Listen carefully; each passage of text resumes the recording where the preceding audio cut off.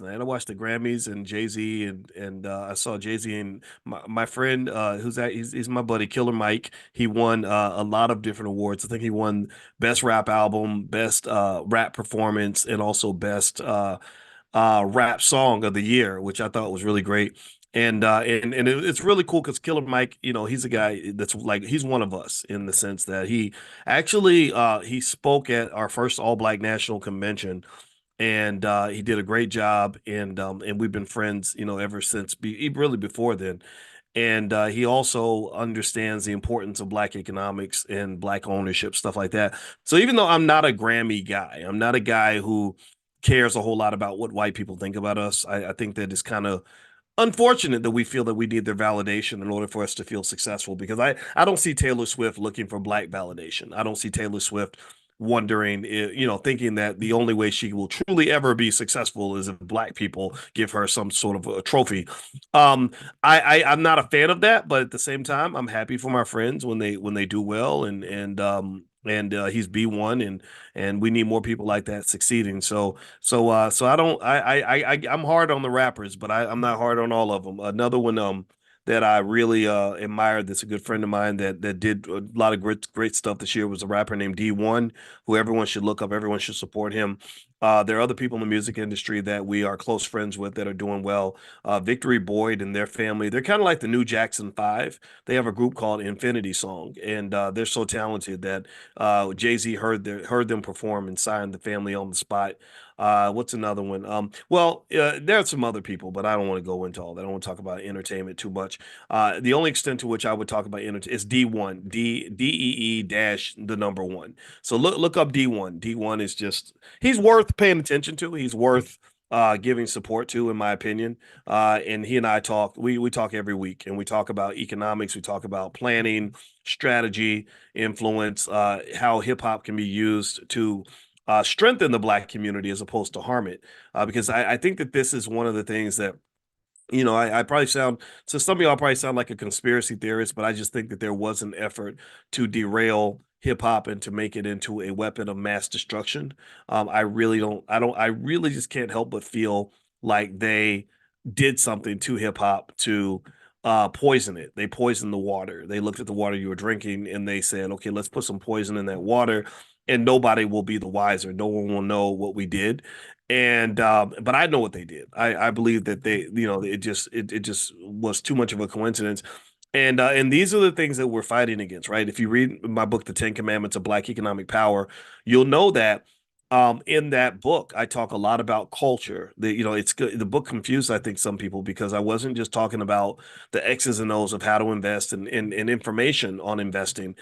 Invested information is not hard to get. Like if you want to know how to manage your 401k, or how to pick a diversified portfolio, that knowledge is always available. What you have to change is not so much access to the knowledge, because it's accessible to everyone. What you have to change is the desire to acquire the knowledge. If you don't have a value system that values the knowledge, if you don't have a value system that sees things like economic intelligence as being important assets in your life, then it doesn't matter. Someone could literally lay out the secrets to the universe right in front of you, and you're going to walk right past it on your way to the liquor store. And so ultimately, what I would encourage you to really understand is that we're not just trying to change access. Maybe that was a different conversation a long time ago. Like, oh, if we can get black people access to education, if they had more money to go to college and all that, maybe 50 years ago that argument worked, but now you're in the age of the internet. You're in the age of artificial intelligence. Knowledge, you got people, professors like me, that are online that you could talk to all the time and interact with for a very low cost, or even free in many cases. That's not the barrier. The barrier is value systems. There are lots of people I would love to talk to about all these things we discuss every day, but they're not interested. They're not paying attention. The only time they start to pay attention is when there's a disaster. Like when something goes wrong, they lose their job, because they realize something that we've talked about extensively, that white corporate America doesn't really love you the way that you think that they do. When they go through something like that, they go through a tragedy, then suddenly you've got their attention, right? Oh my God, I can't pay the bills. What am I going to do? It's like, yeah, maybe we should have talked about that before the disaster happened, in a preventative way, as opposed to talking about it in a reactive way. And that if you can get over that one little issue of being proactive instead of reactive, that goes a very long way in your wealth. Typically, people that train themselves to be proactive as opposed to reactive, like they prepare as opposed to just respond, people like that tend to be more successful in almost every area of life. If they can, because what's happened is that their consciousness, this is why financial consciousness training is so important. This is why consciousness exercises matter so much, is that people who are conscious, they don't just see what's happening, they also see what happened, they see what's going to happen. And then they think about what could have happened and what could happen, right? Those are three different levels. So it's a three different dimensions. Seeing what is happening, that's the third dimension. That's length, width, and height. That's what you see around you. The fourth dimension is when you see what did happen, you study history, and then you see what's going to happen based on your current trajectory. That's the fourth dimension.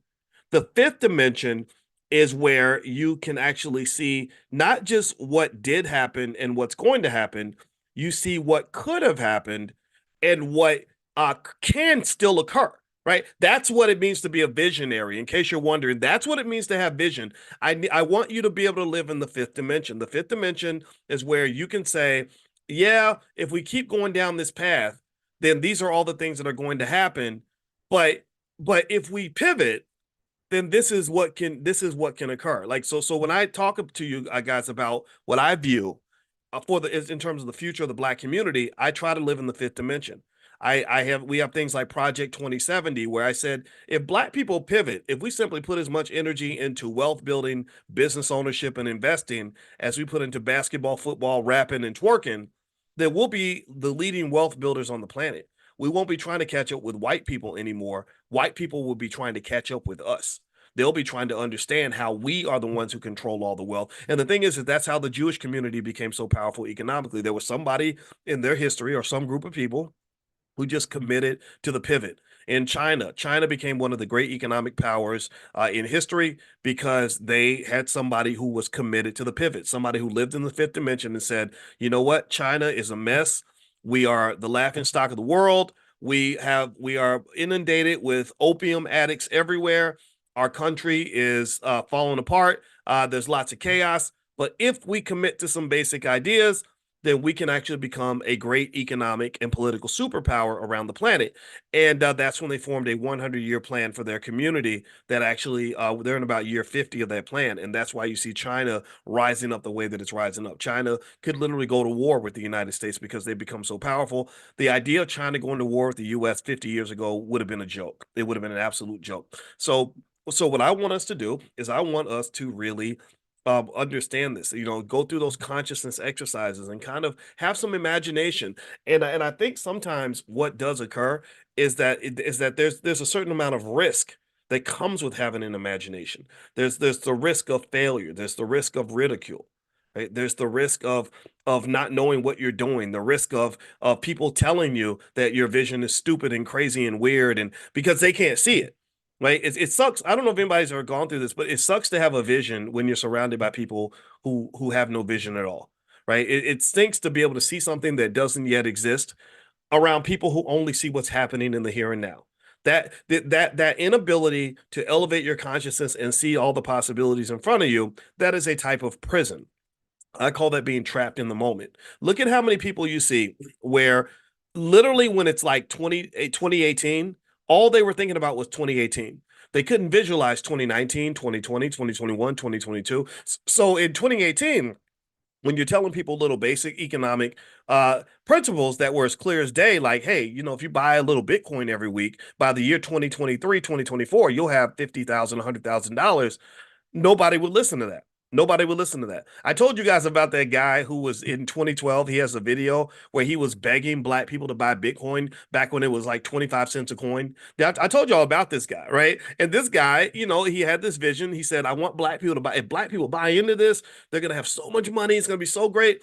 And couple people listen. A lot of people are like, whatever, that's stupid. I'm not doing that, because they were trapped in the moment. They were incarcerated, right? And it's very, very hard to be a free person when you're surrounded by incarcerated people whose minds are in prison. So really, that inability to see what could be or what's going to be, because you're so focused on what is and what's right in front of you, That is what you would call being trapped in the moment, and a lot of people do that. That's why that leads to bad choices. And I'm gonna pull up the slides in a second. Like one bad choice is when you have a lot of people who for example, I don't know, let's say you have some guy that has like six kids and four babies mamas. To me, he was trapped in the moment. He was looking at the woman and said, that looks good, and I'm gonna be young forever, and I'm gonna go and enjoy my experience with this person. I'm gonna live for the moment. And then later on, long term, all those moments start piling up, and all those moments start showing up as little children who all need to be fed and child support, right? And so now he's 37 years old and he's trying to grow up. He's trying to get married, trying to start a new life, but he really can't because all his demons from the past, all those little moments are kind of still in his past, plucking at his paycheck. Right, so he can't move forward economically.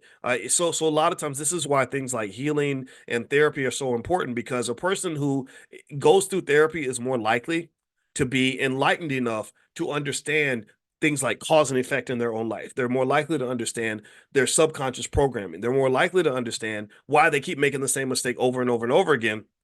And because if you don't, then you're going to just stumble through life. I really think that I think there's a clear plan to keep us stumbling, keep us off balance, keep us messing up, keep us screwing up. Okay, so one thing I want to give you guys before we actually get started, I want to give you guys a stock that I'm buying. Today is a good day to buy stock if you're watching this live.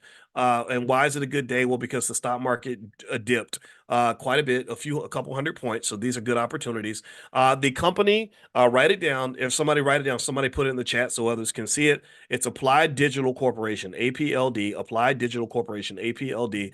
So literally, just to give you an idea on how simple investing is, literally while I'm talking to you all, I'm literally opening up my E-Trade account and I'm gonna go buy some more stock in Applied Digital. I already own stock in this company, but I'm gonna buy more. And this is something that I do with the students that are in the stock market investing class. So if you were to go to theblackstockmarketprogram.com, you can get access to all the training, all the information. So if stock market investing is your thing and you want to get better at it, I got you. I wrote my whole dissertation. When I got my PhD, I wrote my whole dissertation on the stock market. So I would literally overwhelm you with so much information about the market. It's going to make your head spin, or you can just stick to the basic stuff, which is fine too. So if you like to be overwhelmed with information, have every question answered, we can do that. Or if you just want some simple rules, maybe 4 or 5 things you can practice that are really simple that will make a massive difference in your wealth, I can do that too. So either way, you either if you want it light, I can give it to you light, or if you want it heavy, give it to you heavy. All right. So what I'm doing right now is I'm literally going into my E-Trade and I'm looking for Applied Digital. The ticker symbol is APLD, APLD, and feel free to follow along on your own app if you have some Robinhood or E-Trade, Robinhood, Ameritrade, what's Acorns or Stash. You can do this on any of those apps, and the share price is $4.33. The stock did go down, so it's a little bit cheaper. So it's a cheaper stock. So I'm gonna go in here and I'm going to buy me it's $4.34. Let me get like 200 shares. So I'm gonna take a few $100 and you can buy whatever you can. So if you only got $20, you can buy, 4 shares, 5 shares, right? It's totally fine. But if you have an extra $100, $200, you buy the stock, and here's what you do. Here's what I do with my stock. You know what I do with my stock? I just buy it and I throw it in the closet and I just sit there and I just own it. And then you know what happens? I get these little Christmas gifts all throughout the year where I will go in and I will literally have forgotten that I bought a certain company. I'll go in and I'll see some stock that's tripled in value and I've made all this money, thousands of dollars, and I'll be like, wow, I don't even remember buying this company because I buy so much stock that I don't remember everything that I bought. Why? Well, because I want investing to become one of my subconscious habits that's going to lead my family to financial security and prosperity, right? I want to think about buying stock the same way you think about eating lunch or going to the bathroom. If I was to ask you, name all the times you've ever gone to the toilet in your whole entire life, and I'll give you $20 million if you can name every single time you've ever gone to the bathroom, you could not do it. You cannot do it. Even if I could offer you $1 billion and you couldn't do it. If I said, I'll give you $1 billion if you can name every single time you sat down and ate lunch, you couldn't do it. If I said name, I'll give you $1 billion if you name every time you had a conversation with your child. You couldn't do it because you had thousands of them. Why? Well, because it's just part of who you are. You know what I'm saying? See, this is something that I'm gonna focus on this point before we get into this next step of the conversation. Michael Jordan is one of the is the greatest basketball player in the history of the world. He's a prick, but he's a great basketball player. One thing Michael Jordan said in his book that I really loved was I read his book when I was 22, 23 years old, and I was having a really hard time. I was stumbling through my PhD program, getting my royal ass kicked. I mean, it was a mess. It was terrible. There's nothing like going from being the number one student on the entire campus, which I was in undergrad, to being like to making D's and F's on a test that you where you study 10 hours a day. I'd never gone. I was in classes that I wasn't ready for. Math PhD students were in these classes. I didn't even have the basics. And so I was going through hell. It was very depressing. I was really sad because there's nothing like working hard at something and just failing miserably and just falling on your face. My mother called me one time and I was so depressed. It was 4 o'clock in the afternoon. I had not got out of bed. I had a day full of classes. And she said, "Are you sick?" I said, "No, I just don't see any reason to get up." That's how bad I felt. And so one of the things that I read that really helped me was I read Michael Jordan's book. I don't know what the name was, the book was called, but I read his book because I wanted to learn the mindset of a champion. Well, how do winners think? How did this man go from winning no championships, crying in the back of the bus, getting his butt kicked by the Detroit Pistons every year, not being able to figure out how to go past a certain level, to being a man who was so good and so great at what he did that he just won championships like it was nothing. He just stringed them off. He won six. He could have won eight or nine. Right? He was that great. So here's what I remember from the book. This is one thing that stepped out that really jumped out at me was he said that when you are trying to elevate and you're trying to be great at something, it has to be part of your subconscious programming. It can't just be something that you're choosing to do. It has to be who you are. It has to be one of your core values. He said great men, in his opinion, he said great men and great women they live by a code. They live by principles. They have a principle. So the way I saw this was that if your goal is black excellence has to be injected in your veins every morning. It has to flow through your blood. You got to just be the essence of it. If you're trying to be great, you're trying to be smart, you're trying to be wealthy, you're trying to be successful, that just has to be who you are. It's such a part of who you are that you just know it's there. You don't have to think it's there or be told it's there or convince yourself that it's there. It's just there. It's there in your habits. It's there in the way you talk. It's there in the way you connect with the world, and people just see it. It just flows off of you. Like you ever see somebody that's really into Jesus, like they're really into their God, like they just and think about it. Look at how somebody acts when they're really about God. Like I'm talking about for real, not the fakes. I'm talking about the real for real people that are really about God. They just live it. It's a core value. It's just who they are. And maybe every other sentence is, thank God, praise the Lord, well, God willing, I want to give credit to God, that kind of thing. So I think that the same thing is true when you're talking about really embracing this economic thing. I think that anybody in here that wants to really take it to the next level, internalize that in who you are. So for example, so let's just go full circle so we can understand this. So when I was buying Applied Digital, the ticker symbol's APLD, by the way. What I was doing was I was showing you how I just buy stock because I want to be a stock holder. I buy assets because I want to be a wealth builder. I acquire consistently stuff that I buy, and I don't remember what I bought because that's just who I am. I'm an acquirer. I want to be. Remember, we talked about what it takes to build sturdy children. That acronym STERDY. STERDY. It stands for systems, technology, entrepreneurship, relationships, and delegation for the youth. And I'm not going to go through that as we've talked about that before. I don't, and I can we can do another training on it later. But I want to make this point to say that when we're talking to kids about what they want to be, how they want to make their money, how they want to view themselves, we give them these acronyms to say these are the values that we want you to internalize. This is who you want. We need you to be. And another acronym we use in the Black Business School is POISE. We tell kids to keep their poise. It's POISE, and it tells you who this is who you're going to be in this economy. It's like a football game where you tell the kid you're going to be the wide receiver, you're going to be the quarterback, you're going to be the defensive back, you're going to be the lineman. So what I tell them is that in this economy, everybody picks a position, everybody plays their part, everybody has a role. There's the consumer and the producer. We tell our kids, you're going to be the producer. That's the P in poise. The O stands for owner. You're not going to be the renter. You're going to be the owner. That's the position you're going to play. That's how you score the points. You're going to be on offense. You're not going to be on defense. The I stands for investor. We need you to be the investor in this economy because investors have the wealth in this economy.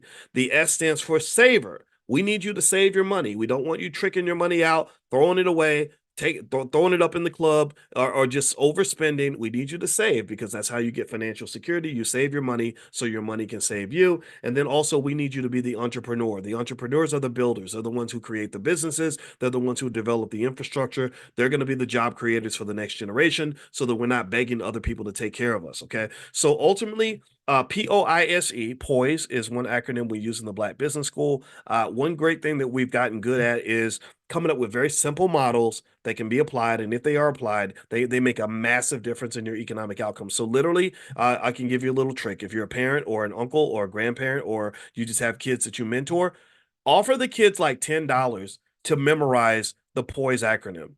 If you want to add a couple $1 million in wealth to your family right now, pay the kids like 10 or $20 because kids will do anything for $10, $20, and just tell them what poise means: producer, owner, investor, saver, entrepreneur. Producer, owner, investor, saver, entrepreneur. Have them memorize the poise acronym and say, if you can recite this back to me, I will give you $20.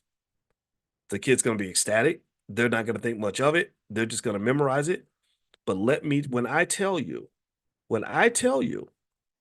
that this is going to change their whole trajectory in their economic life, I am not playing with you.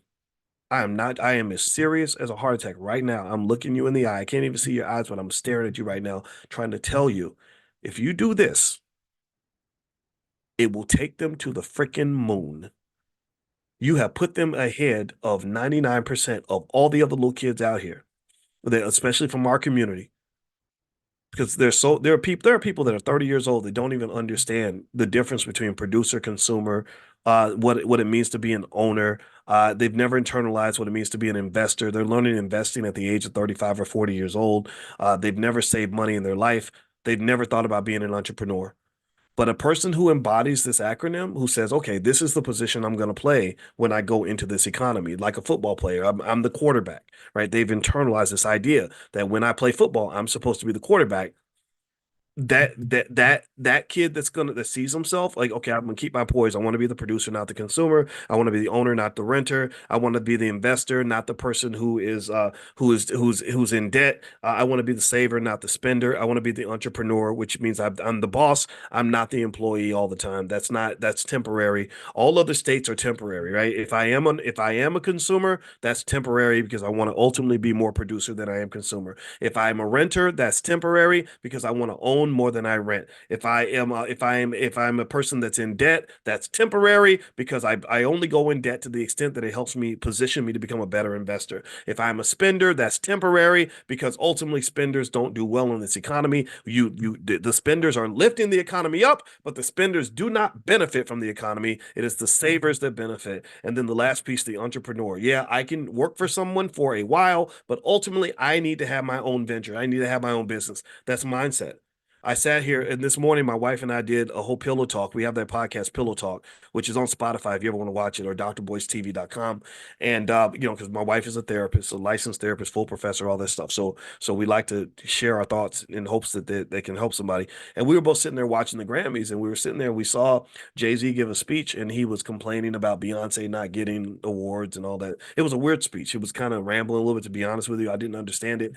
And we were just sitting there thinking, like, why are these amazing, powerful people, why aren't they at this point? Why are they still seeking validation from the Grammy committee? Why do we what is happening here? This doesn't make any sense. I never seen Taylor Swift say, well, I'm really accomplished, but I've never gotten an NAACP Image Award, right? Or, I've done a lot, but hey, I've never had black people give me anything, so they need to acknowledge me in order for me to feel complete or feel whole.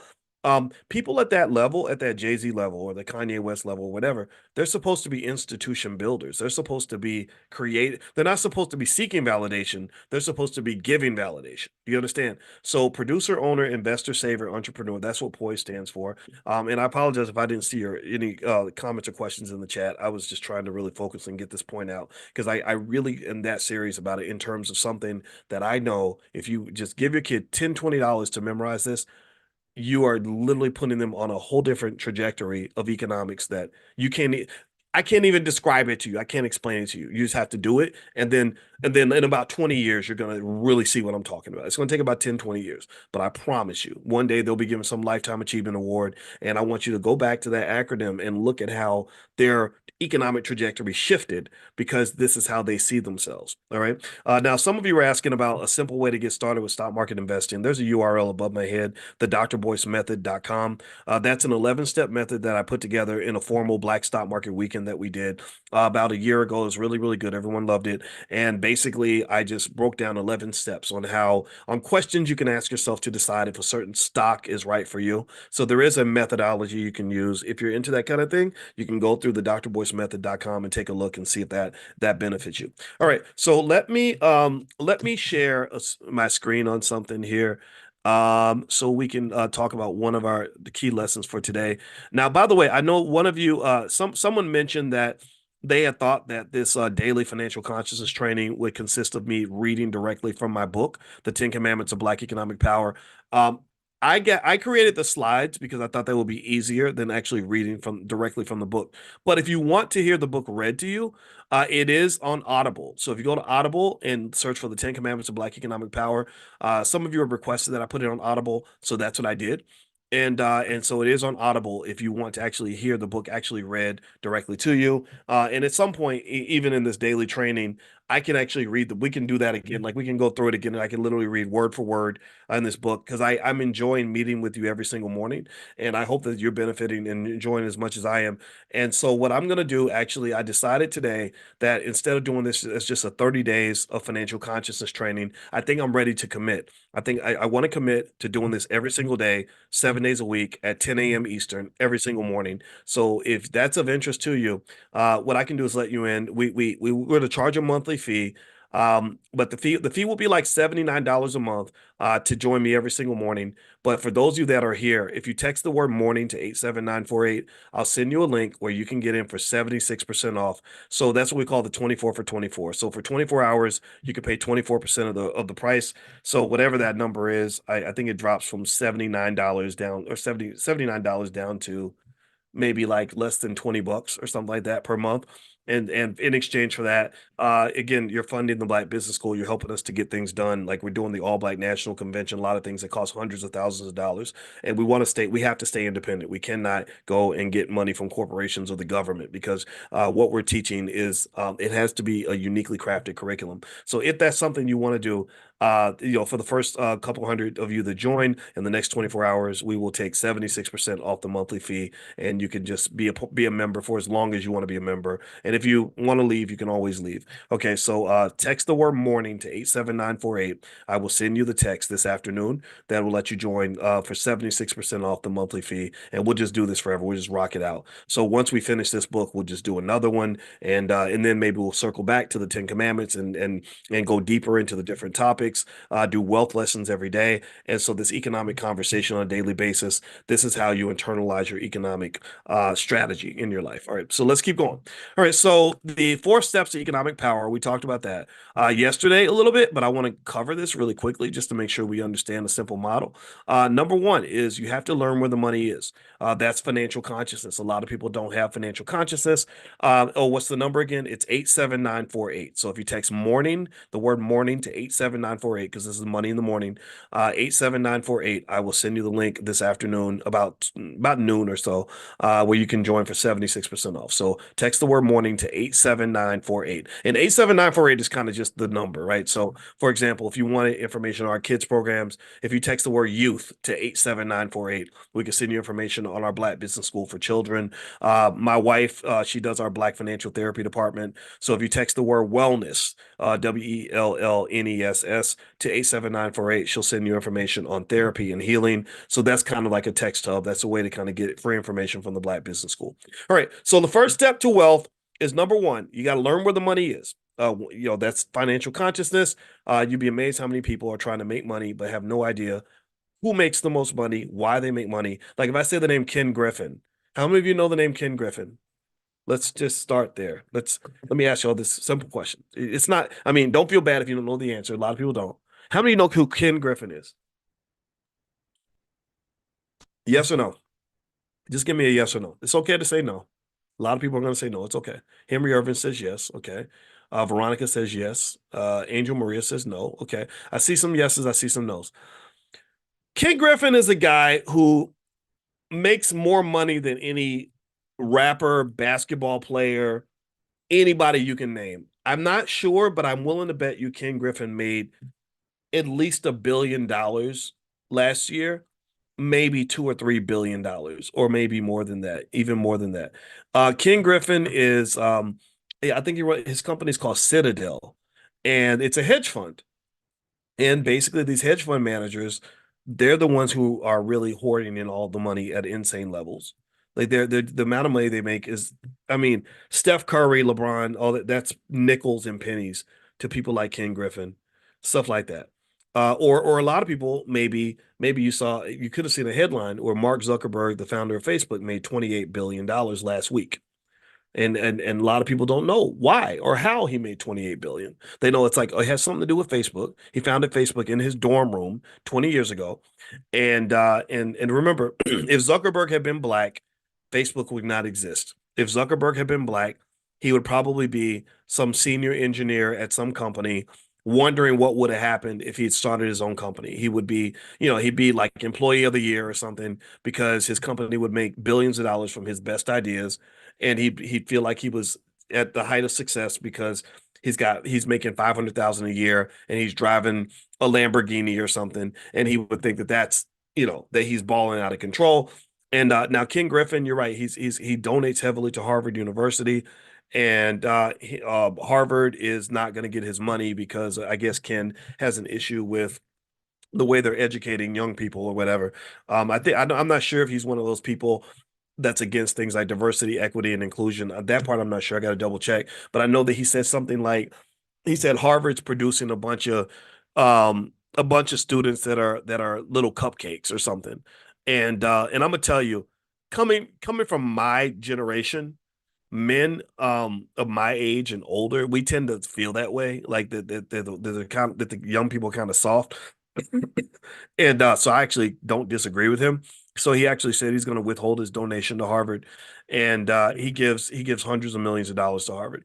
So anyway, let's get back. So when you talk about where the money resides, you have to know who's making the most money and why.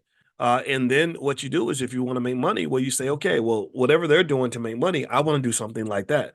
Zuckerberg made his billions because he started a company. He took his engineering skill, his technological skill, and he didn't just seek a job with it. He actually took that and created an enterprise. Make a plan to obtain the money. Once you know where the money is, you have to make a plan to go get it. A lot of people want to get wealthy, but they don't have a financial plan. You have to have a plan. The third thing you have to do is you have to work the plan. That's so the first step might be called consciousness. The second step might be called strategy or planning. And the third step would be called execution. You have to follow through. You have to do something. And so a lot of people have great ideas, a great vision. They have great consciousness of where the opportunities are, and then they may even make a plan to go pursue it. But that execution piece requires this word called discipline, which again is a consciousness exercise because you live in a society that does not encourage you to have a lot of discipline. I think that in our community, conversations about discipline are not necessarily as interesting to a lot of people as conversations about that involve a lack of discipline, that involve instant gratification.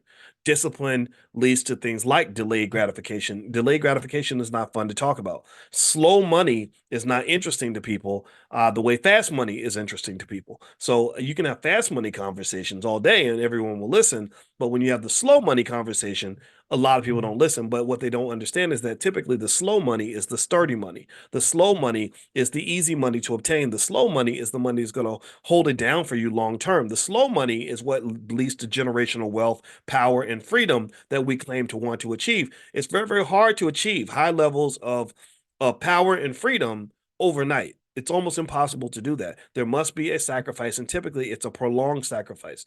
Even when you talk about, even when I hear people talk about, either the way they live their lives or even enduring things like institution building through marriage, I hear a lot of talk that honestly doesn't make a lot of sense to me. I'll hear people say, "Of course, I have to leave the relationship because I'm not happy." Right? I saw something the other day, and again, if you don't agree, that's okay. Please feel free to disagree with me. But I want to lay out something for you to consider. So I saw a story about this couple. Apparently, they're this couple in Atlanta. They had this big social media following, the Jacksons of Atlanta, and they had six kids. And after they had the six kids, they're like, we're getting a divorce. And people are like, well, why are you getting a divorce? You know, we look up to you. You're a power couple. And they, went through the story. The wife issued a statement on social media where she says, my husband had an affair with a woman that he worked with, and that's inappropriate. So I'm going to leave. And then the man, comes back, and I don't know if he acknowledged his affair or not, but he said, I have to go find myself, right? I have to go find myself or something. And I remember thinking to myself, honestly, I want to say it politely because I don't want to be judgmental on this, but I'm going to sound judgmental because somebody has to judge something. I said, so you had six kids and now you're finding yourself after you had the six kids? Like that's almost like getting an abortion after the baby's born. Like I don't understand that. It doesn't make like wait, six, you had six kids. All your kids are under the age of 10, I think, something crazy like that. And now you're gonna go find yourself. And I'm old school. My father is old school, so that makes me a little old school. You know, I cannot imagine if I when I was 13, my father was about 31. And if my father at the age of 31 was coming to the family, like every day we depended on him. He paid the bills. That's why we had a place to live. He came home every day.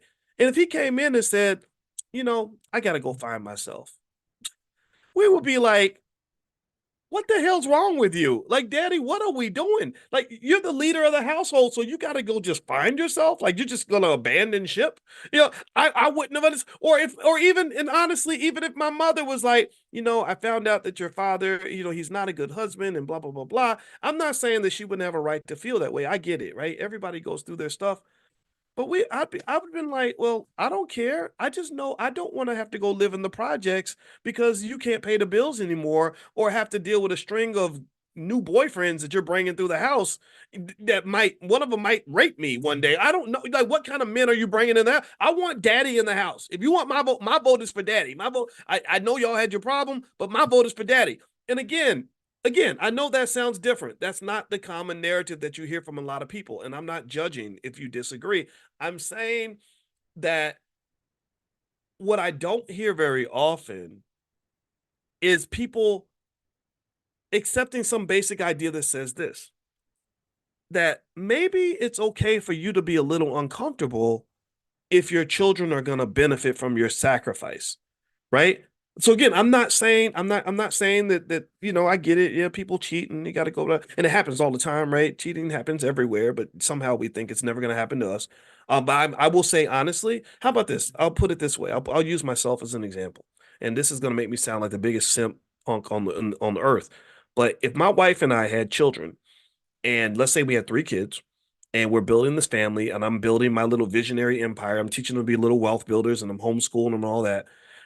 If my wife cheated on me, I would probably I don't know. I would try to figure out how to stick it out. I would just be like, I'm not, yeah, it sucks, man. I'm mad at you, but I love my kids and I want to be in the house with my kids. And if that means I'm going to be uncomfortable for 20 or 30 years so I can make sure these little kids get what they need, I'm going to do that. Right. And again, I'm not saying everyone should agree with me. I'm saying that that's an option. I'm saying that that perspective is an option. It is an option to say that, yes, I'm extremely uncomfortable right now. This relationship isn't very much fun, but I'm going to find a way to make this relationship better. We're going to go to therapy, right? Most people that get these divorces, they don't go to any therapy whatsoever. They don't get any outside help.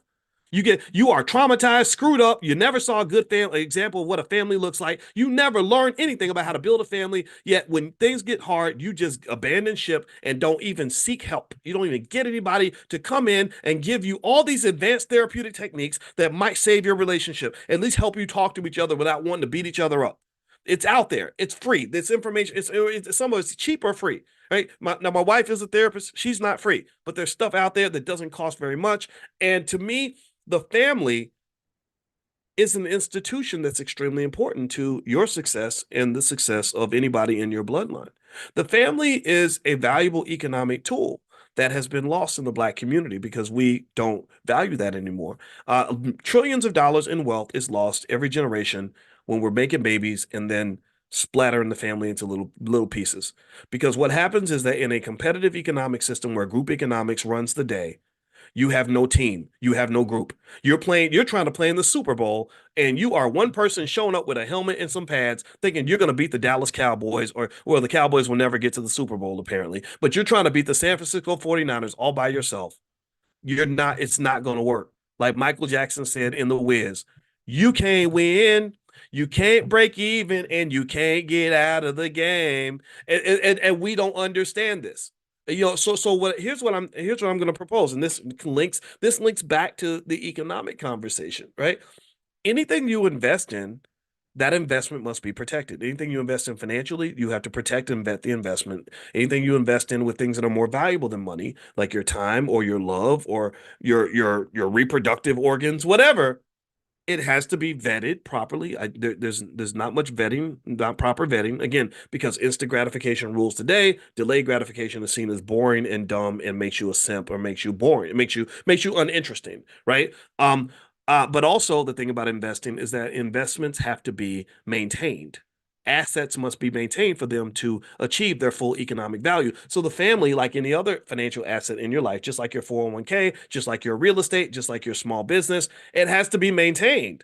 Well, what does that look like? Well, if I am getting married and I'm living in the fifth dimension, right? I married my wife, and yeah, she looks good and all that, but I'm thinking also about all the great things we can do together because she's a smart Black woman who works hard, who has all these credentials. So I'm seeing the vision, right? But in order for me to achieve the vision, I have to go through those steps of wealth, those steps of accomplishment. Right? I have to be able to see where the opportunities are. I have to make a plan. I have to work the plan. And then I'll get to the fourth step in a minute. But the other piece of that too is that the entire time I have to do whatever I can to maintain that relationship. Just like an airplane that's going to fly you off the ground, you have to maintain the airplane. If not, you end up like Boeing, where parts of your plane are falling off in the sky, and then you have a bloody plane crash. That's what our families remind me of. That's what a lot of our families today remind me of. They remind me of airplanes that we build, and they're built with shoddy parts, and nobody's thinking about it. Nobody did any sort of checklist. I became a pilot, and in my pilot training, we have a checklist that's super long of all the things we have to go through before we take that sucker off the ground. So just to make sure you don't die, starting with making sure there's enough gas in the plane, making sure that the oil is hot enough, making sure that all the pieces are properly connected, and making sure that the communications work, making sure you know where the hell you're going. But we don't do that. We get in the airplane, this thing called a family, which is a powerful entity that can take you to the highest heights of society, but it can also crash and burn and destroy everything about you. It can destroy your spirit. It can murder your soul if it doesn't go right. Anybody who's ever been traumatized in a bad relationship knows what I'm talking about. Anybody who's ever gone through the hell of divorce and or seen your parents break up and your family fall apart, or siblings stop speaking to each other, you know what I'm talking about, right? So you got this powerful thing called a family. And instead of going through the proper checklist and making sure that everything's working right, making sure you're getting into a stable vehicle, we just hop in the plane and just take off. And then we don't know how to fly, don't know which way to go, don't know anything. And I'm gonna tell you, any pilot who does that, any pilot who gets in a plane and doesn't go through the checklist and doesn't know where he's going to die. He's not gonna reach his destination. He probably will lose his damn license. Because they tell you this. If you don't go through this checklist, you will lose your license. So I believe that when you're talking about anything that's powerful like that, so we talked about the airplane, I'm comparing the family to the airplane. When you're making children and getting married, I think that you should require yourself to go through proper training to make sure that you know how to manage the big powerful Bronco that you're about to get on, that you know how to fly this airplane, that the parts of the plane are solid and vetted, that you've gone through the proper checklist. That means premarital counseling. That means taking time to get to know people. That means thinking carefully before you engage in instant gratification of sleeping with people who are not going to be good co-parents with you. And then what happens, and then once you actually seal the knot and you sign this legal document, this legal financial document called a marriage certificate, you have to manage that investment like any other investment.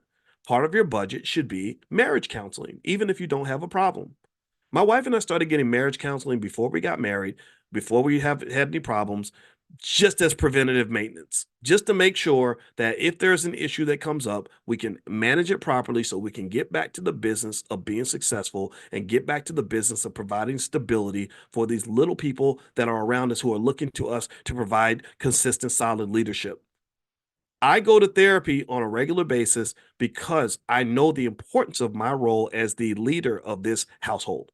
And my importance of this role, my power that I have a tremendous amount of power in my household. I have power outside of my household. And one of the things about power is that as a person who has power, there you must go through the consciousness exercise of saying, how do I adequately use this power so that I don't go in and destroy the people that I really am supposed to help? How do I talk to you guys and make sure I don't say anything stupid that's going to lead you off a cliff? How do I deal with the children while making sure that they don't grow up feeling traumatized because they were in the house with me? And the thing about it is that these steps I think should be considered by everyone, because then what happens is you are enhancing your wealth. You're enhancing your wealth because you're not losing all your income because of a divorce. You're not giving all your money away to babies mamas. You're not sitting here broke as hell like the vast majority of single black mothers. The lowest median net worth in America is that of a single black mother with children. She has the lowest median net worth in the country. Why? Well, because it's really hard. It's expensive to raise kids, and it's very hard to do that while you work in two or three jobs. It's just hard. Um, what else? You can also look at the other side of that. So that's what you call, in economics, we might call that the shadow cost. The shadow cost is the cost. You see, there's the cost that you see and the cost that you don't see. This is why you have to go through economic consciousness exercise to understand all the prices that you pay. So there's one price I pay. So let's say that I am a seven-time baby daddy and I'm angry because my wealth is being destroyed because I've got to pay child support on seven children. And I'm mad at their mamas and because I'm going through, maybe I'm dealing with parental alienation. This happens a lot, right? Where fathers are pushed out of the lives of their kids, and they didn't do anything to deserve that, right? Or maybe I'm just upset because I don't get to spend time with my kids, or I'm mad because I'm trying to build a family and my money is being drained, right? My wife is mad at me because she's not getting a full husband. She's getting a half of a husband because my check that might have been $2,000, or $5,000 a month. Instead, we're getting 2,500 a month because half of that money is going to to pay for my past. It's paying for ghosts from the past, these little choices that I made in the past. Okay. Um, well, in that case, that's the cost that I see. That's what I see: the stress, frustration, the financial costs, etc. But what you also want to see, and um, this is why you do the financial consciousness exercise, is because there's also a shadow cost that you're paying. The shadow cost is the cost you don't see. The cost you don't see is the other reality that lives in the fifth dimension. Remember, I told you the fifth dimension means that you don't just see what is or what is going to be. The fifth dimension means you see what could be, or you don't see what did happen. You see what could have happened. So in the fifth dimension, there's another reality. There's another reality where um, I got my therapy early so that I was healed enough that I'm not going around and using a sex addiction to cover up from pain from the past or trauma from the past. Or I feel whole enough about myself that I don't have to go copy sloppy sexual behavior from men who are trained to be irresponsible. Or maybe where I went through a process where I learned delayed gratification so that I was able to take my time in terms of building my family. I engaged in the real Planned Parenthood, which means planning for my children because I love them and I want their lives to be good. I don't want their daddy to show up broken in every way. Also, I picked the right kind of partner so that she could help me actually build and develop what I'm trying to grow as opposed to undermining it and destroying it. And then also, I did the maintenance on that relationship throughout the entire process. I treated my relationship as an investment vehicle where I invest in that thing and manage it like any other asset so that my wife and I are getting along really well so that when we start that business together, the business is going to fly fly because there's minimal turbulence, there's minimal friction keeping that airplane off the ground. See, that's true. Again, the airplane analogy is perfect because that we in air in when we go through flight training, we learn about the forces that move an airplane. The four forces that affect an airplane. I want to see if I get this right. I want to make sure I remember is lift, weight, thrust, and drag. Lift, weight, thrust, and drag. Lift, weight, thrust, and drag. What is lift? Lift gets the damn plane off the ground. Thrust is what moves that sucker forward. What is weight? Weight is what pulls it down. Drag is what slows it down. So planes that move the fastest, planes that go the highest, are the ones that maximize the lift and the thrust, but they minimize the weight and the drag.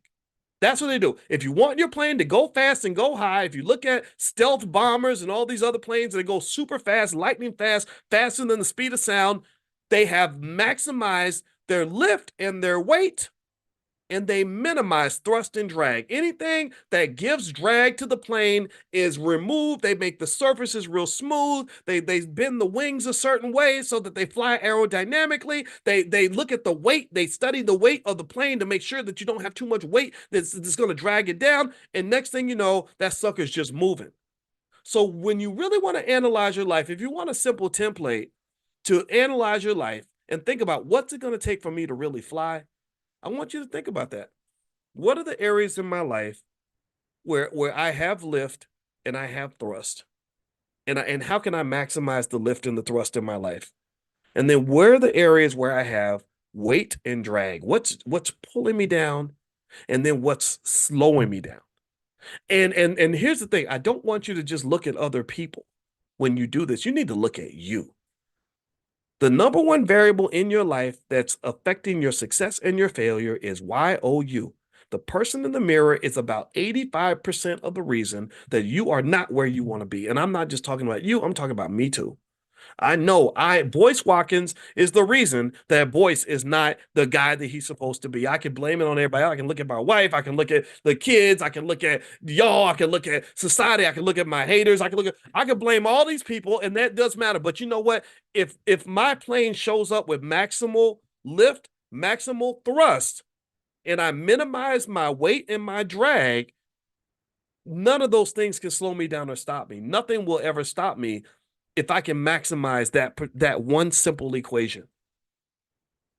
This is how you succeed in every area of life. We're not even just talking about the economics. The economics is what happens then when you've maximized your lift and your thrust is that the economics simply becomes a manifestation of who you are. The money is not, it doesn't define you. The money then just becomes a reflection of the fact that you're truly living your best life. You're truly maximizing your passion. You're truly maximizing your efficiently maximizing your capability. You're becoming the best version of yourself you can be. And one of the things that we don't do is we don't repair our airplane enough. We don't heal. We don't heal. You think about it, Boeing, if Boeing has a plane that where the door flew off or something, right? And it's not working, they go back and they have to go study that plane and they have to make sure that they fix it. They have to heal it so it can fly properly. So I think that a lot of our airplanes are broken. And we don't go to the maintenance shop. We don't go get that therapy. We don't go get that help. I think everybody on earth, anybody who wants to be good at something, anybody who wants to be happy, anybody who wants to be successful, anybody who wants to add value and happiness to the lives of others, you have to go heal so you can show up properly and be the best person you can be. And that's my day-to-day goal. My goal is like, man, I gotta deal with my screwed up stuff so that I can just be the best husband I can be and the best parent I can be. Even little things like I explained to our middle child, I said, I really don't drink because I grew up around a lot of men who drank and they did not look like good men to me. They looked like bad people and they did stupid things while they were drunk. So I don't want to be walking around the house drunk because I know that I'm a role model for you all and I want to be a man that you can be proud of. I don't want to be a man that you have to make excuses for, right? So ultimately, when you talk about even the things with the economics, it all ties together. It all connects. Okay. So let me share a couple more screenshots here.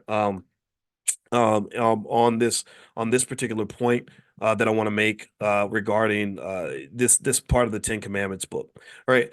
So we talked about the four steps to wealth. Or the first three steps: learn where the money is, make a plan to obtain the money. Number three, execute the plan. You have to execute the plan. If you don't execute, then nothing matters. And then number four is protect your wealth. Once you acquire wealth, you have to protect it.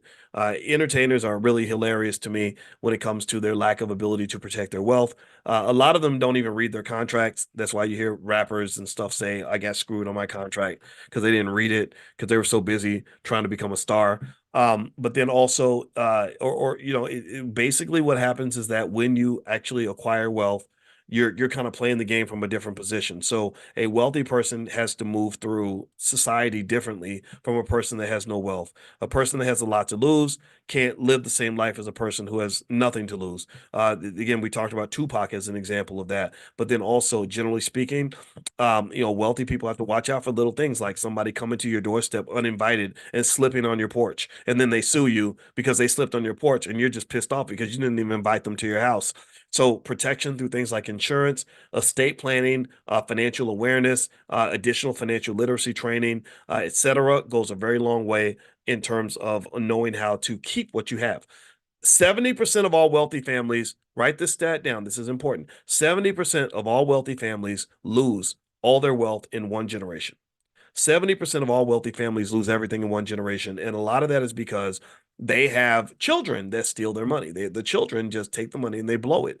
And so if you don't want to be in that 70%, you have to make a plan on how you can be in the 30% where the wealth isn't stolen. But then you have an even tougher challenge because they said that 90% of all wealthy families lose all their wealth in two generations. So if your kids don't steal it, your grandkids will steal it. So you may have to even think about the grandkids in the estate planning. So when we're planning the estate for my parents, we were talking about the kids, which would be me and us, my siblings, and then we talked about the grandkids.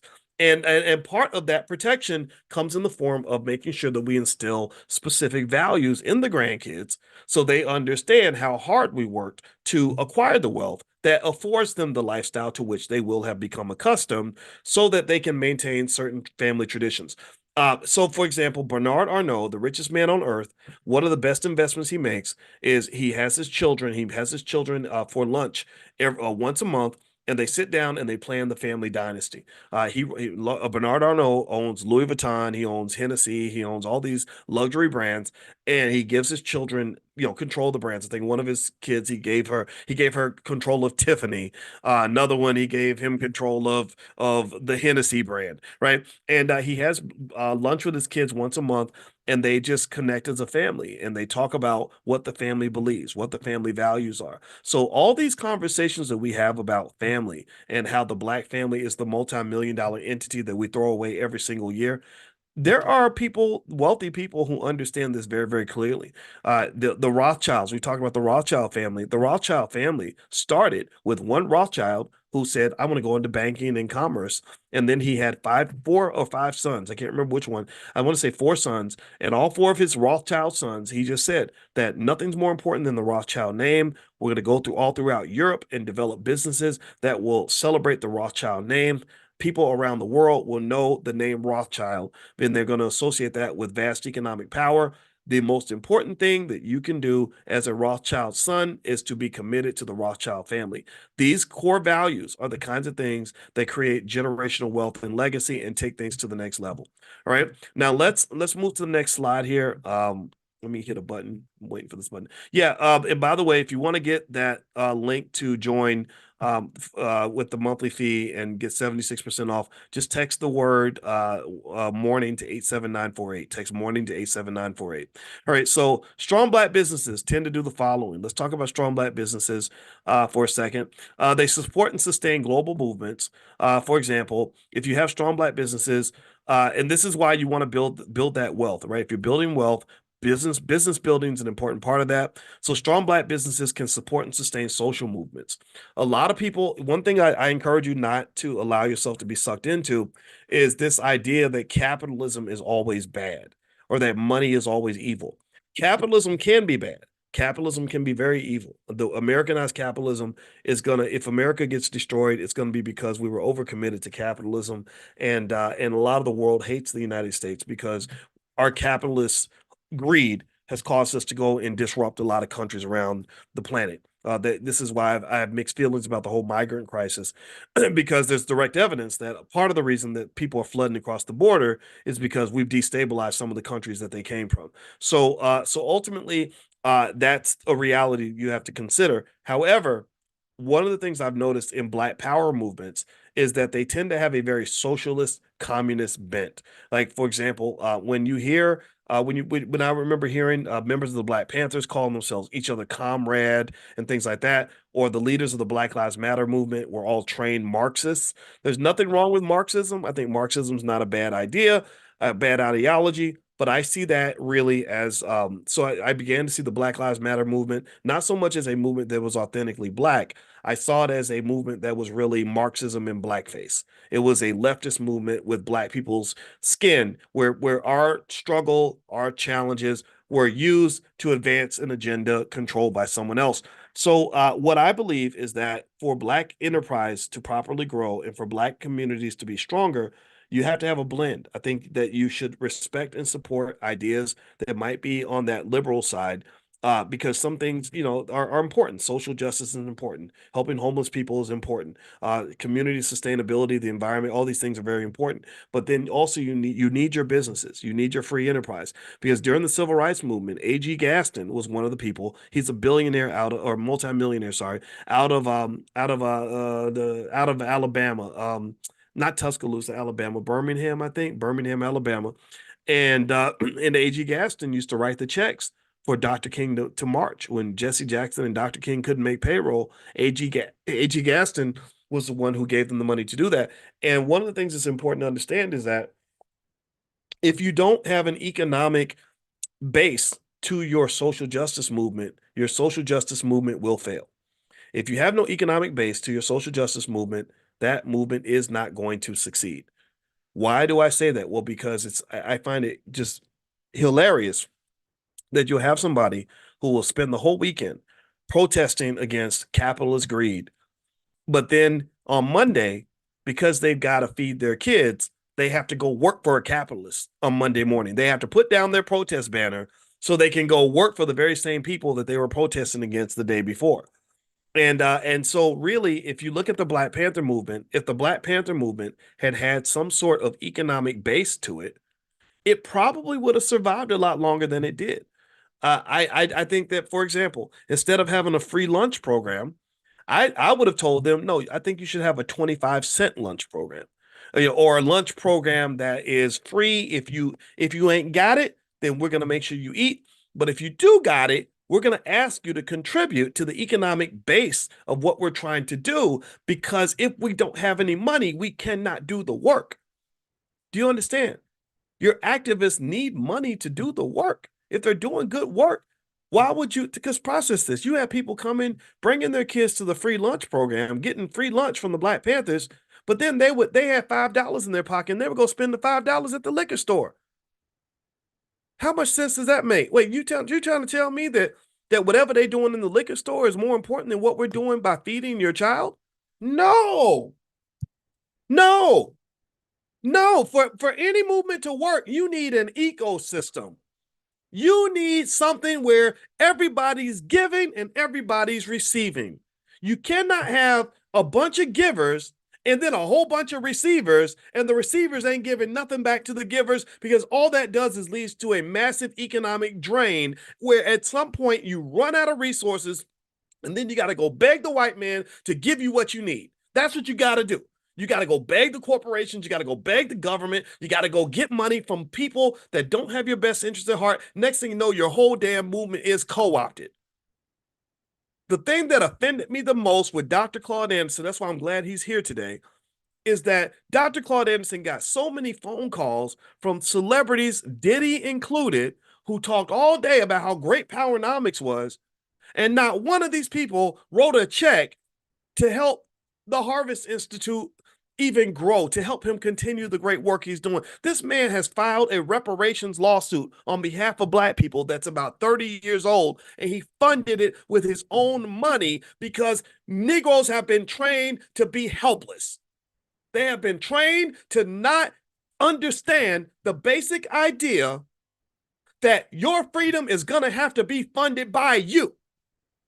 There is no oppressor on the planet who has ever funded the liberation of the group of people that they were economically benefiting from exploiting in the first place. There ain't no world. What fantasy world do you live in where you think that Procter and Gamble, General Electric, the U.S. government, and all these corporations are going to write checks that are going to help you truly have economic independence or whatever independence that you're seeking? That is a fantasy world.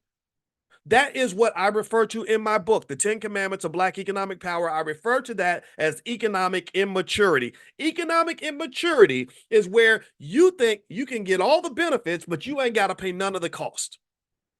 Where you think you can be in a house and make the rules of the house, but ain't paying the goddamn light bill. Excuse my French, I'm not going to cuss anymore, but this makes me angry. Seriously.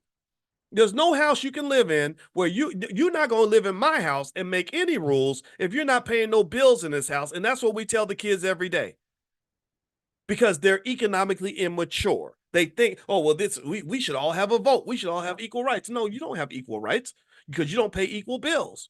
The mortgage is in my name. I pay the mortgage. Your mama pays the mortgage because we do chip in together. I don't know how people feel about that, but whatever we do, and we're the king and queen of this space. If you want to make rules, then just go find a place where you're paying all the bills and you can make all the rules. In fact, if we come visit you, you can tell us what to do. This is how the world works, people, and I don't understand why we don't get that. Well, maybe part of it is because, as Dr. Anderson explains, and we do Powernomics training every Wednesday night. It's totally free. I hope you guys will consider coming. Just text the word greatness to 87948. Text greatness to 87948. I will send you all a link to join the Wednesday night Powernomics training because we got to learn this. You got to understand how this country works. If you want to succeed and figure this economic thing out, you got to understand how America works. People don't love you like you think they do. And there's a history to this. So text the word greatness to 87948. You can join us for free Wednesday nights at 8:30. We've been doing this religiously for the last 4 or 5 years now. Every single Wednesday. All right, text greatness to 87948. All right, so let's get back to this. Where was I? So freedom isn't free. So Dr. Anderson would get these calls from all these celebrities saying, "Oh man, I love Powernomics. It's so great." And but the problem is that they didn't understand that you're supposed to follow that up with some sort of support. To me, it was common sense. I was stunned when Dr. Anderson has repeatedly told me that he said you were the only person.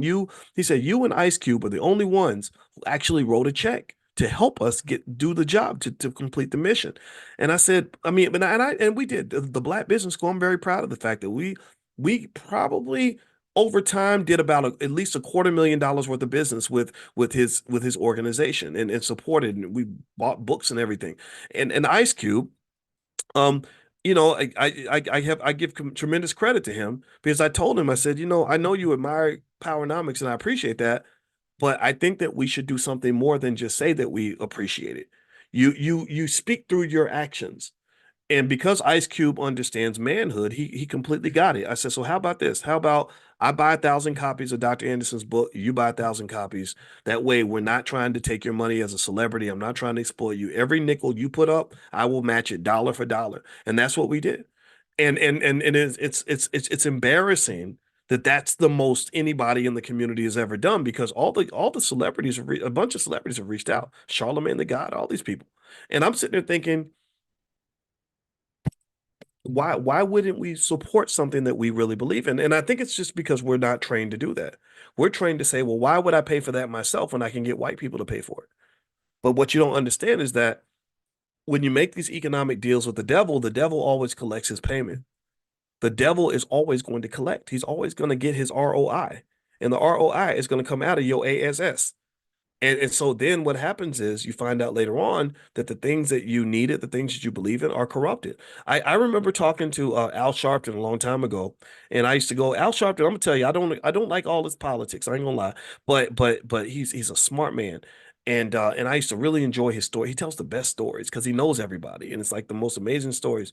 And we're sitting there, we were talking, and I remember I said, how much is your payroll at the National Action Network?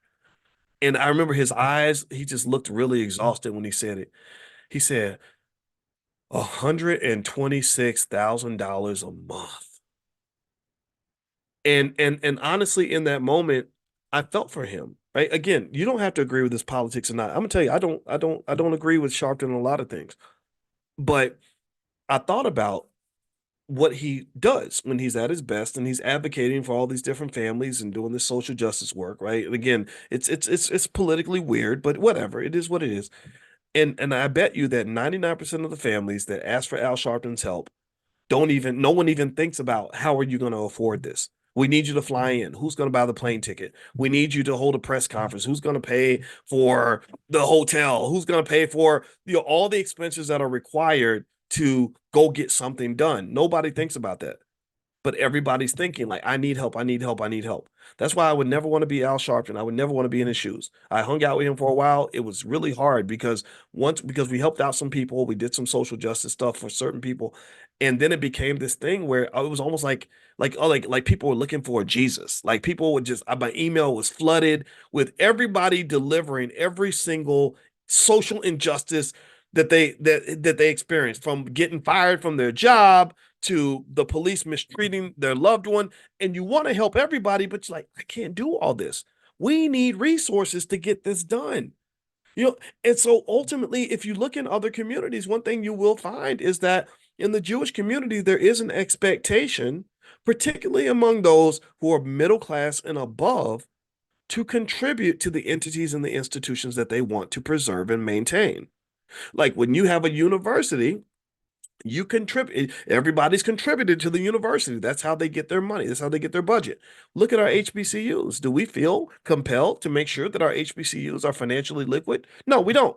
We wait for the government to write a check, right? Why? Well, because we were trained to be dependent. We were trained to be weak. We were trained to be economic children. And the thing about growing up is that you understand that when you want to have these things like freedom and everything else, you are typically going to have to pay for that. At the very least, you're going to have to be able to pay your own bills. And this is extremely important. So if you want to know, even in my own life, why I say and do whatever I want to do, whatever, I know that I'm kind of on a little bit of an island. I know that if the heat got too hot, I know mainstream media is not going to save me. There's no job that's going to save me. There's no organizational entity out there that's going to save me. Um, I have to make sure my resources are together so that I have the protections necessary to be able to be who I am and still eat every day. Do you understand? And this requires an understanding of things like financial planning, economic self-defense.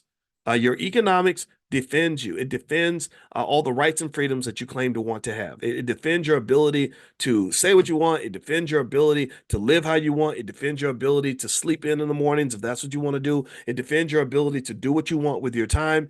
If you don't have that economic security in place, the world will scoop you up and make you into a slave. And this is why we circle back. Let's circle back. Let's bring this back home so we can finish on a clear point here. This is why that long-term financial planning for your children and grandchildren is so important, because somebody's going to have to pay the bills for them to have any sort of freedom or liberation in this country. If no one pays the bills, then what's going to happen is your child will be trafficked as a corporate slave. You're going to be trafficking your kid to corporate America, and they're going to get slapped around because they're going to be buried under debt. The worst situation to be in America is somebody that's buried under student loan debt, maybe with bad credit, tons of credit card debt, who doesn't own any assets, who's completely dependent on racist corporate America to give them a place to live and help them to survive. That is a very vulnerable position to be in, but that is a trench that you can dig out of, but you've got to get that airplane off the ground. You've got to, you got to get rid of the weight and the drag, and you must focus on the lift and the thrust of your economic future and the economic trajectory of your children. If you do that, so what is the weight and the drag? The weight and the drag are things like excessive amounts of debt, bad habits, bad economic culture.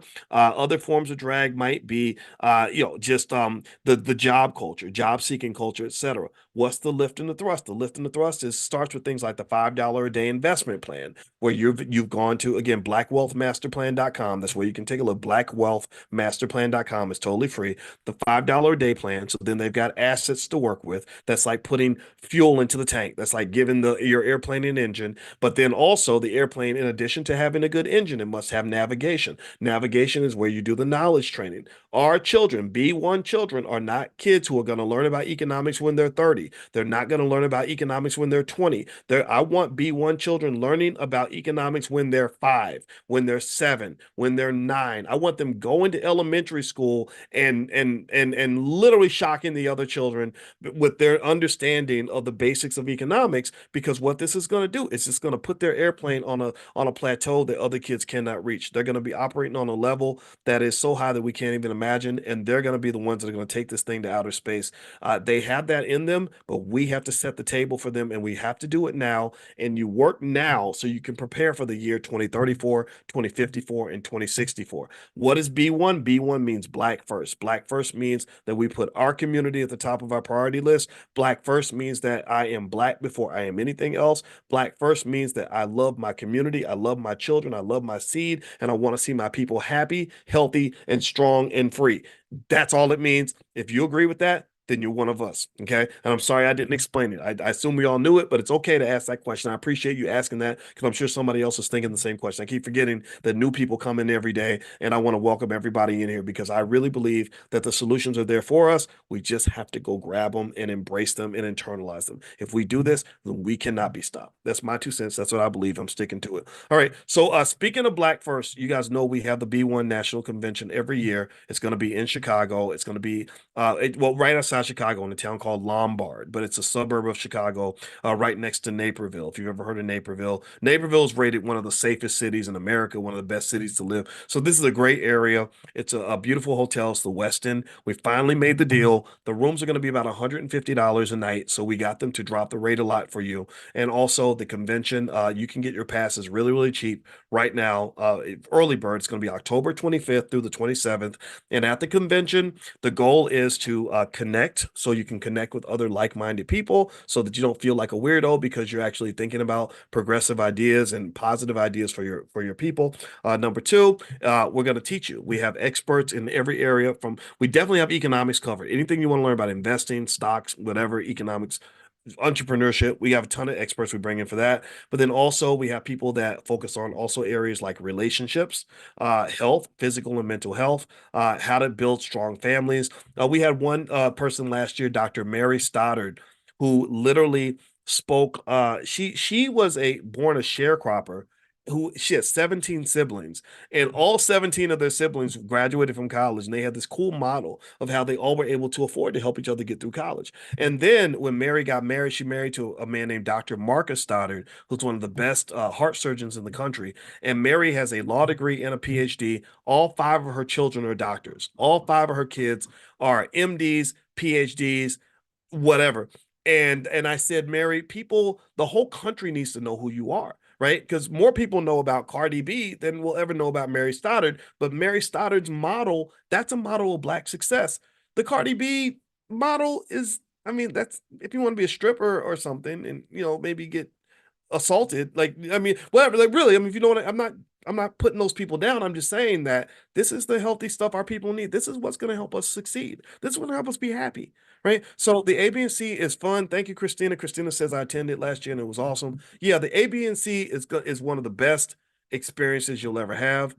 You're gonna love it. And so if you want to learn more, just go to allblacknationalconvention.com. That's allblacknationalconvention.com. Another thing you can do if you want to get updates on the ABNC, text the word ABNC, ABNC, alpha, beta, Nancy, carrot, right? A, B, and C, text A, B, and C to 87948. If you text A, B, and C to 87948, I'll send you links and connections and discounts and stuff like that. But also, if you want to see just the general layout, you can go to allblacknationalconvention.com.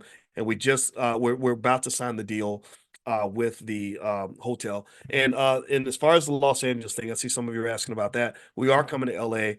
Things take money and take time, but sometimes, but I promise you, we're gonna make that happen. I'll keep you guys posted on that. But I've given you a lot of stuff to think about today. I hope this was beneficial, and I look forward to seeing you all tomorrow morning at 10 a.m. If you want to get the discount to just become a member and get access to the recordings and all that stuff, we're gonna do this every day forever now. This is a commitment I want to make. So just text the word morning to 87948, and I'll send you a link where you can join at 76% off. All right. So have a good day, everybody. God bless you. I hope you enjoyed this conversation. I know that I did. I always enjoy talking to you. So I'll see you guys soon. Take care now.